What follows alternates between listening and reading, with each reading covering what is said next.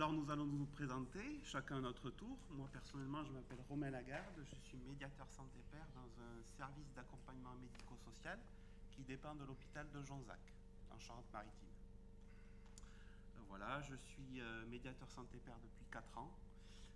J'ai passé la formation, donc la licence sciences sanitaires et sociales à Paris, Bobigny, dont Bérénice Tédel est la coordinatrice, en tout cas pour la diffusion du programme médiateur santé-père. Et donc, voilà, j'exerce depuis 4 ans dans ce service médico-social qui s'occupe de personnes en situation de handicap psychique. Voilà. Je vais passer la parole à mon collègue Didier, voilà, qui va se présenter à son tour. Donc, bonjour à vous. Je m'appelle Didier Moléon en fait et je suis membre du bureau d'un GEM, le GEM Atlantique de Royan. Et je suis photographe et écrivain et diagnostiqué bipolaire depuis 2015. Et je fais un petit peu de père et danse par le biais d'ateliers que j'anime au sein du GEM de Royan. Voilà. Voilà, alors, moi globalement j'ai 4-5 diapos. Pour présenter la première, je pense qu'il faut présenter les choses de manière générale pour que justement on puisse comprendre un petit peu l'action des pères aidants au sein des services. Donc effectivement, penser ou aider une personne en santé mentale, c'est penser qu'une personne en difficulté peut se rétablir. C'est effectivement passer du postulat de on ne sait pas où en est la personne, où il y a la possibilité de se rétablir, l'espoir est possible pour la personne. Ça c'est très important et c'est un postulat qui est partagé par l'ensemble des équipes au centre hospitalier de Jonzac. Voilà. Donc maintenant, dans un versant plus père et danse, effectivement, je pense qu'aider un père en santé mentale, c'est chercher à mettre le doigt sur la mobilisation des ressources de la personne accompagnée. Donc je disais, effectivement, c'est aider une personne en santé mentale, aider un père en santé mentale, pardon, c'est chercher à mettre le doigt sur la mobilisation de ses ressources, de manière justement à ce qu'elle puisse prendre en compte tous les aspects de sa vie. Quand je parle de ça, je parle de ses ressources, de ses compétences qu'elle a acquises avant la maladie, avant la décompensation. Effectivement, je disais qu'effectivement, c'est partir des ressources antérieures, des compétences antérieures de la personne, justement pour les remobiliser par la suite. Alors, ça ne veut pas dire que je parle de guérison, je ne sais pas ce que je veux dire, mais moi, pour ma part, en tout cas, j'ai décompensé de manière assez brutale il y a à peu près 6 ans. Et ce qui m'a permis justement de rebondir, c'est justement cet aspect des choses, c'est justement le fait que j'avais une vie presque comme tout un chacun, même si je n'avais pas un travail efficient, durable dans le temps. Mais ce qui m'a permis de rebondir, c'est effectivement le fait que j'avais des capacités d'autonomie, et ces capacités d'autonomie, avec l'isolement social, je les ai perdues. Et c'est partagé par nombre de personnes qui sont dans cette salle, je pense, en tout cas par les pères aidants, ou les gens qui en tout cas ont traversé la maladie psychique. C'est effectivement le fait que l'isolement social, c'est la pire des choses. C'est la pire des choses qui peut arriver pour un être humain. Et moi, j'ai vécu ça à Toulouse, puisque je suis originaire de cette région. Et quand j'ai décompensé, donc ça fait maintenant 6 ans que ça va, 5 ans que ça va mieux, et que ça fait 6 ans effectivement que je suis en rétablissement. Il y a 6 ans, c'est vrai que j'étais pas du tout capable de parler, parce que tout simplement, j'étais tellement sédaté par les médicaments que du coup, c'était très compliqué de pouvoir échanger. J'étais pas du tout capable de faire part de mes émotions. Et donc, effectivement, c'était très, très, très compliqué. La vie que j'ai vécue il y a 6 ans, quand je suis retourné dans le foyer familial, ça a été un moment très difficile. Je tenais justement à parler de ce témoignage parce que justement, quand on voit les gens, quand on nous voit médiateurs santé-père en train de avoir une vie comme tout un chacun, travailler, tout ça, et qu'on se dit qu'il y a quelques années de ça, c'était pas du tout le cas. J'étais incapable de me tenir assis sur une chaise, pour dire les choses. Tellement l'angoisse était là, quoi. Et cette angoisse, elle venait d'où? Cette angoisse, elle venait du fait que, effectivement, j'étais dans une... À la fois, j'étais psychiquement, somatiquement, j'étais épuisé, mais aussi il y avait le fait qu'on m'avait collé une maladie que je ne pense pas l'être, c'est-à-dire qu'on m'avait collé une maladie de schizophrénie. Bien que, effectivement, j'ai connu des accès psychotiques, mais si on a des accès psychotiques, ça ne veut pas dire qu'on a une schizophrénie. Mais tu veux flirter avec la schizophrénie. Voilà. Et c'est ce que dit effectivement mon collègue Didier. C'est effectivement, j'ai flirté avec justement des moments où j'étais pas dans la réalité, où justement les choses m'échappaient, mais en fait j'étais conscient quand même de ce que je disais, quoi. Voilà. J'étais conscient que j'étais quand même malade. Et c'est à partir justement de la conscience de du fait qu'on a des troubles que l'on peut réagir et que l'on peut avoir un peu d'espoir. Et l'espoir, il naît après justement de ce fait de petit à petit de se sentir épaulé à la fois, de se sentir aimé aussi. Et c'est aussi, je pense aussi, si mon rétablissement il est aujourd'hui ce qu'il est, ça vient du fait aussi de mon, j'allais dire, presque de mon acharnement à vouloir m'en sortir, quoi. Oui, surtout quand tu es allé ensuite consulter en train. Voilà, effectivement, toi, oui, comme dit mon collègue, qui me connaît bien maintenant, il me dit effectivement ça. C'est vrai qu'il y a 6 ans de ça, j'étais incapable de... Ma mère m'a mené en train à Bordeaux pour aller voir un psychiatre. J'avais 33 ans. Donc c'était quand même quelque chose de pas rien, quoi. Et je pense que quand on témoigne de ça à des usagers, quand on témoigne de notre parcours à des usagers, ça peut paraître basique à certaines personnes, certains médiateurs, certaines personnes qui sont dans le vif du sujet, mais je pense que justement quand on témoigne ça, mais peut-être que ça donne une lueur d'espoir à la personne qui est accompagnée. Se dire que oui, effectivement, moi j'ai traversé des moments compliqués, des moments vraiment de détresse et de souffrance psychique. Et que petit à petit, quand on a la volonté, quand on a envie, quand on est aidé, et quand on a l'espoir de pouvoir s'en sortir, et bien justement, les choses prennent du sens. Et cet espoir, il est aussi permis aussi par je dirais, les projets qui accompagnent les personnes en situation de handicap. Et ces projets, ils sont primordiaux. Je voyais là, il y a quelque temps, une personne qui me disait « Oh, mais cette personne, elle n'est pas rétablie, elle va pas bien, faut rien lui proposer. » Ben, pourquoi il ne faut rien lui proposer?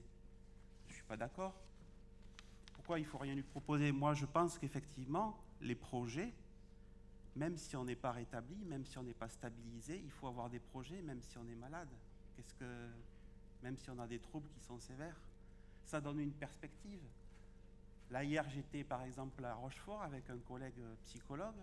Nous accompagnons une personne à l'ESAT, dans un ESAT. L'ESAT Messidor, c'est un ESAT justement qui est un tremplin vers le milieu ordinaire. Et quand j'accompagnais cette personne, après l'avoir vue en entretien, avec justement la référente de ce dispositif, son regard et son étonnement, ça m'a traversé parce qu'il était joyeux, il était content, il était éveillé. Et il y a 3 semaines de ça, il ne parlait pas du tout. Il ne parlait pas du tout, quoi. Donc il y a bien quelque chose qui se crée dans la maladie psychique. C'est bien quand même cette histoire d'espoir, c'est bien cette histoire de confiance en soi aussi, que je dirais, qui est importante. Et si moi j'ai pu justement avoir des grandes difficultés, c'était à ce niveau-là aussi. C'était à ce niveau-là, c'était que j'avais perdu confiance en moi. J'avais perdu confiance en moi, pourquoi? Parce que justement, j'étais en situation d'isolement social. Et justement, souvent, on va en parler un petit peu plus tard, mais je pense qu'effectivement, on vit notre vie, mais on vit aussi à travers les autres. C'est ça qui est important et qu'on oublie parfois dans notre société actuelle, mais c'était un petit peu le message que je voulais laisser paraître dans ce discours.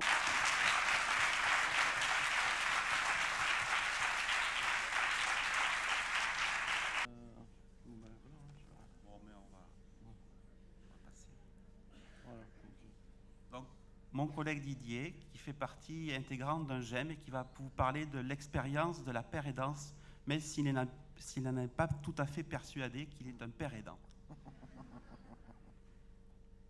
Oui, donc en fait, moi j'anime deux petits ateliers au GEM de Royan. Donc deux petits ateliers qui sont un atelier de dessin et un atelier d'écriture. Alors en fait, c'est comment on va s'exprimer déjà par l'écriture.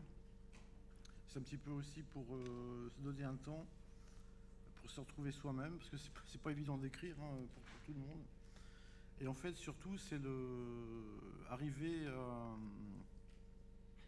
à lire son texte en fait après devant les autres, quoi. Alors c'est sûr qu'il y a toujours un petit thème, mais moi j'essaye de faire ça un petit peu dans la plus grande liberté possible, qui est le moins de contraintes possible. Donc pas de jugement, on n'est pas noté comme à l'école. Et c'est pareil pour le dessin en fait. On a assimilé, on a entassé un petit peu une banque de données au GEM là, de reproduction de tableaux, des photos, des objets pour faire des natures mortes. Et donc chacun choisit quelque chose, il le fait ou pas. Il y a des personnes qui viennent, qui dessinent pas, on passe un moment ensemble, quoi, c'est tout. Donc c'est un petit peu, comment dire, un espace de liberté, quoi. Ça c'est, voilà. Enfin, moi je fonctionne un peu comme ça et c'est bien, quoi. Je m'amuse, donc voilà. Et donc l'espace de liberté, donc c'est un peu des ateliers où on retrouve un peu quand on était gamin en fait. Quand on est gamin, je trouve qu'on apprend beaucoup de choses, hein. On est un peu comme une feuille blanche. Et j'essaie de retrouver ça. Moi, je fonctionne comme ça, donc j'essaie de l'apporter un petit peu aux autres, hein. Ça veut dire que par exemple, à tout âge, on peut recommencer à peut-être s'émerveiller sur des trucs, revenir un petit peu avant pas les contradictions, mais quand on a des contraintes. Voilà. Les contraintes, finalement, je parle de ma propre expérience, hein. Moi, j'étais un con invétéré. En fait, dès qu'il y avait une contrainte, j'apprenais pas, quoi. Par exemple, le fait d'apprendre quelque chose par cœur, ça m'a toujours mis en échec. Et ça, j'essaye de faire un petit peu avec les autres, quoi. Et apparemment, c'est pas trop mal, hein. Donc, ça permet de trouver des nouveaux centres d'intérêt, des envies, des nouvelles perspectives. Et du coup, c'est un petit peu se réécrire pour être soi-même et retourner en enfance et à l'émerveillement. Là, je lis la diapo, mais c'est ce que je voulais dire aussi, donc c'est très bien. Et du coup, ensuite, c'est un petit peu, comment dire, c'est surtout penser par soi-même aussi. Alors ça, c'est le grand chantier. Tac, voilà. J'ai une petite citation avant de parler de ça. C'est une citation de Deleuze qui dit « Le pouvoir a besoin de tristesse parce qu'il ne peut pas la dominer. La joie, par conséquent, est résistante parce qu'elle n'abandonne pas. » Et donc la liberté de penser par soi-même, j'ai pas trop... C'est un peu déconstruire la représentation officielle de notre pensée automatique. C'est barbare, mais en fait à la maison, j'ai habité une colocation pendant 1 an, on était 3, et il y avait un robinet d'eau froide qui ne fonctionnait plus dans la cuisine. Donc on s'est brûlé les mains pendant 2 mois, le temps que le plombier vienne. Et le jour où le plombier est venu, moi j'ai continué à me brûler les mains pendant 1 mois. Donc c'est pour dire qu'il y a beaucoup de réflexes là-dessous, quoi, hein. Je suis pas sympa avec moi, je dis que c'est 95% de réflexes et seulement 5% d'autonomie, de pensée pure à 5%, quoi. C'est pas beaucoup. Et je pense que commencer à s'accepter comme on est, et c'est pas comme on se perçoit, quoi, en fait. Des fois, on est un peu à côté, et surtout sans être dans le jugement, hein. Et puis pas trop coller, essayer de pas trop coller non plus à ce modèle un peu social qui nous a un petit peu vomi parce qu'on a trébuché. C'est très dur d'y revenir ensuite. Bon. Faut vouloir y revenir aussi des fois, mais penser à autre chose. Et c'est déconstruire les représentations aussi. Ça, c'est... Ouais. Et après, moi, je vais dire un gros mot, hein, je suis désolé. Tout ce que j'ai appris, en fait, moi, je l'ai dégueulé pour en faire quelque chose de constructif avec les autres. Et ensuite, c'est les diapo suivantes. Alors ça, c'est très important. Ouais. se donner du temps. Alors en fait, c'est... ouais. Ouais. Mais si... Comment dire c'est aussi apprendre à vivre pour soi en s'écoutant au plus proche de nos réelles aspirations. C'est se donner un temps, en fait, dans les ateliers. On se donne un temps pour soi. Il n'y a pas de... Je ne sais pas me répéter, mais il n'y a pas de... Il n'y a rien à la clé, quoi. Il n'y a pas d'image comme à l'école, ou un bon point, ou une bonne note, ou... Voilà. Il n'y a pas de consigne. Non, il n'y a pas de consigne. Je ne sais pas si vous m'entendez. Ouais. Du coup, les premières séances ont été assez déstabilisantes pour quelques personnes, pour moi aussi, parce que je ne pensais pas du tout que j'allais l'articuler dans ce sens-là. Je ne savais même pas que ça allait continuer d'ailleurs à exister, ces ateliers.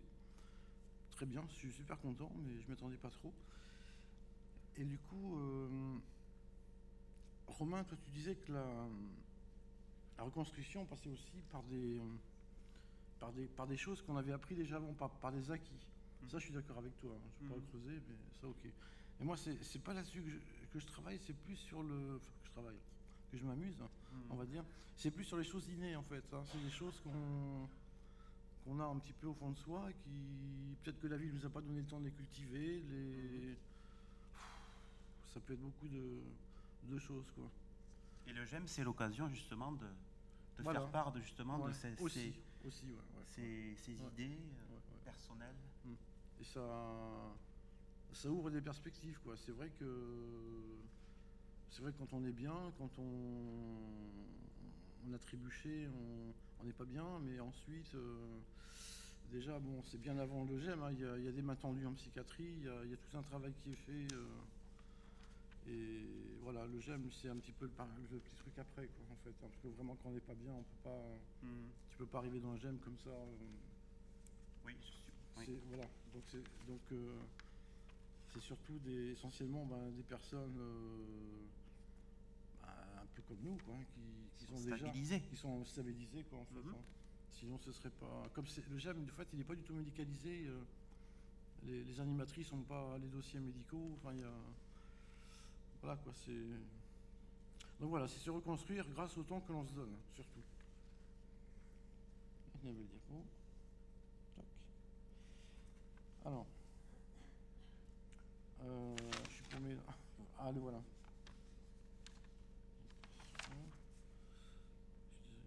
Voilà, le savoir expérientiel comme outil. Alors en fait, ça c'est... le savoir expérientiel, c'est l'expérience, donc... c'est un petit peu... de quoi? Non, tu m'as enlevé le... C'est bon.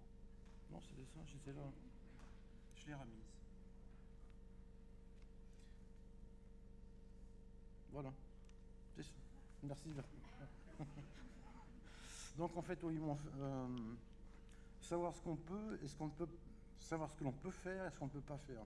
Et ça, c'est pas évident. Ça, c'est... Mais avec son expérience de la... On va dire ça, de la maladie, hein, de ce qui nous est arrivé de pas cool, qu'on a trébuché, qu'on n'est vraiment pas bien. C'est vraiment une expérience qui, quand on est mieux, je veux dire, parce que quand on n'est pas bien, c'est pas la peine. Quand on est mieux, comment dire, on va peut-être plus voir, on est plus ouvert à pas trop avoir honte de ce qu'on a vécu. Donc on peut peut-être travailler sur soi, évidemment, mais on comprend mieux les autres, en fait. Surtout. Et on voit mieux les... Comme je dis, quand on était au fond du trou, en fait, on a une sensibilité particulière. Voilà, oui, c'est ça. On ressent un petit peu les trucs. Et voilà. Et aussi, bon, quand je vois qu'une personne n'est vraiment pas bien, des fois, je me protège plus qu'autre chose, quoi. C'est vrai que je... Enfin, bon, et donc surtout, dans le savoir expérientiel, moi, je veux rien imposer. Et du coup, c'est là. Et du coup, en fait, moi, je cherche pas forcément à aider les autres, en fait. J'attends rien en retour.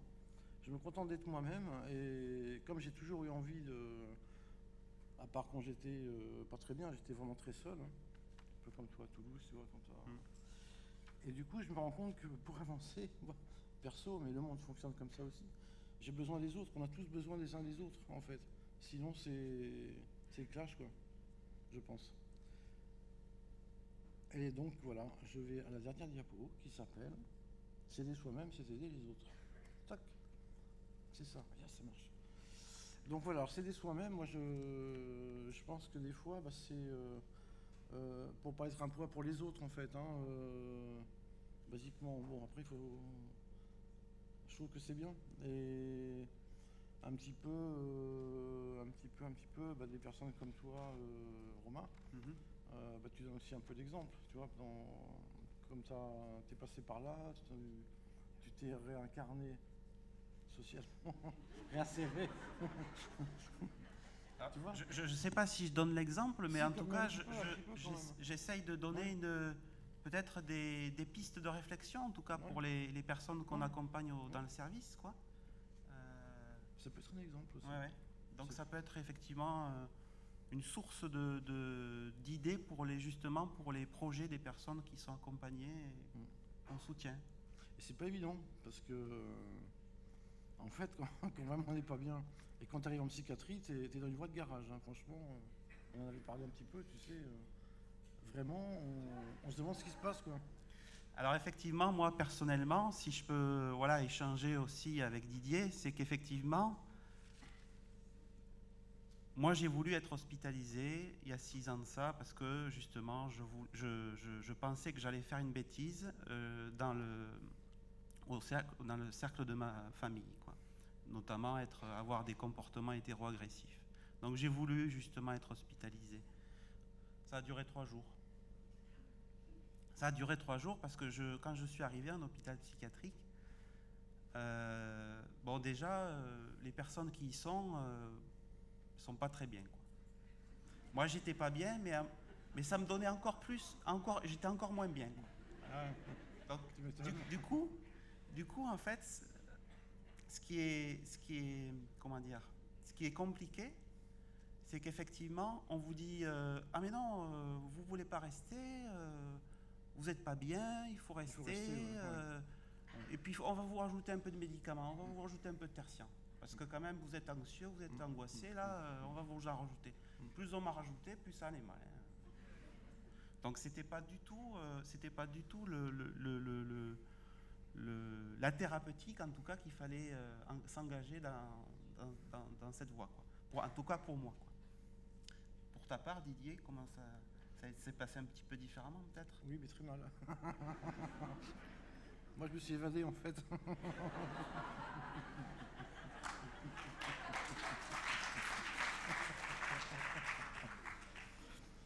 Et donc, pour conclure un petit peu cette dernière diapositive, moi, je pense que le fait d'aider les autres, en fait, ça participe aussi un peu à mon rétablissement. Voilà. Et pour terminer, je vais montrer En fait, voilà, c'est un bouquin que j'ai écrit qui est beaucoup axé sur la maladie que j'ai, sur cette saloperie qui m'a empoisonné la vie pendant des années. Et en fait, j'en parle depuis très tôt jusqu'à maintenant. Maintenant, j'estime que j'en suis quand même pas mal échappé, encore une fois. Mais pas vraiment, parce qu'il y a toujours les traitements, c'est un rétablissement, quoi. C'est pas, il y a pas de, je pense toujours à prendre mon traitement, et voilà, quoi.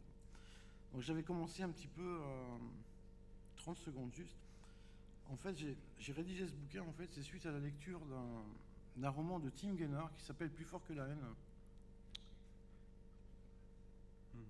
Et franchement, c'est un gamin qui a vécu des trucs vraiment pas cool. Et je sais pas quoi, voilà, et je me disais, vraiment, quand j'ai refermé mes livres, j'étais touché. Et c'est Camille qui m'avait dit, mon neuropsychologue de Jean-Zac, qui me dit, mais qu'est-ce que vous en avez pensé?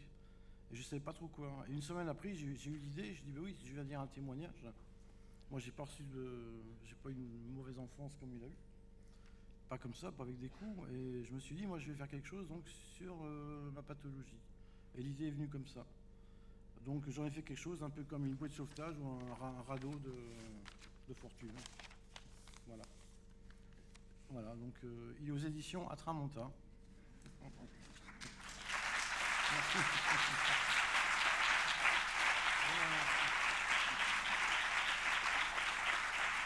des questions peut-être? Une petite remarque. En fait, moi j'ai envie de dire une chose, c'est que le problème de l'isolement social, ça nous empêche de nous connaître nous-mêmes. Donc j'ai besoin des autres, l'autre est un miroir pour moi. Donc pour savoir qui je suis, j'ai besoin des autres. Donc si je suis isolé, mis de côté,